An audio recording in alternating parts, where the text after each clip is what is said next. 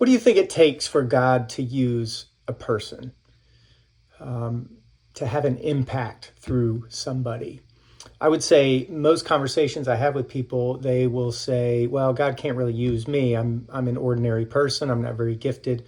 Or you don't know my past. You don't know how stupid I've been or how many poor decisions I've made.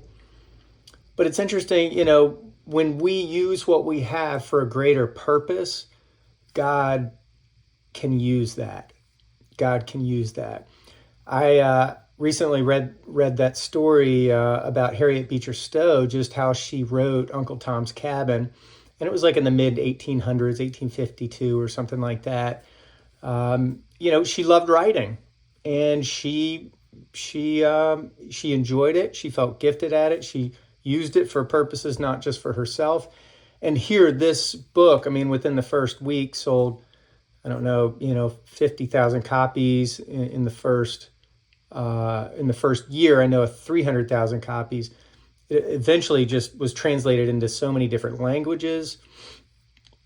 It became, the most crucial work on social justice of her day. It brought great awareness to slavery, and some people would say it was the greatest book of its time. Tolstoy ranked it as one of the great achievements of the human mind.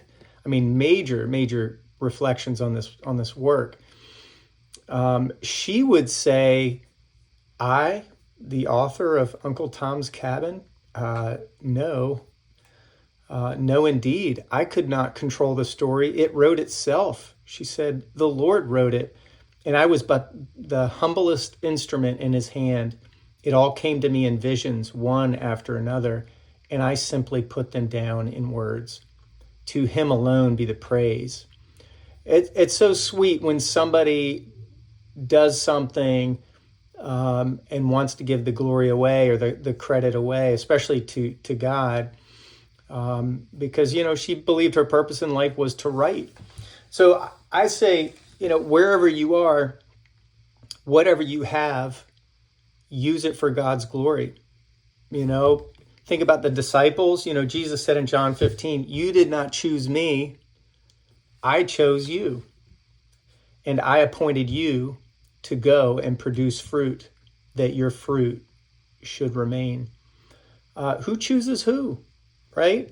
Jesus said, "I chose you." Think about the people that Jesus chose too. Fishermen, zealots, tax collector. Not people that were already chosen by rabbis to be disciples. Okay, and that was the deal. Like when you were a young man, like you studied the Old Testament writings. You had to memorize a good bit of the Pentateuch, the first 5 books. Like you had to memorize a good bit of it, and you had to prove yourself, and then you would be chosen by a rabbi. And Jesus chose people who were not chosen, and so all the disciples were people that were rejected by other rabbis, and here Jesus chose them. So it's awesome, and then think about Ephesians 2:10 says, "For we are his workmanship, created in Christ Jesus for good works, which God prepared in advance for us to do, that we should walk in them."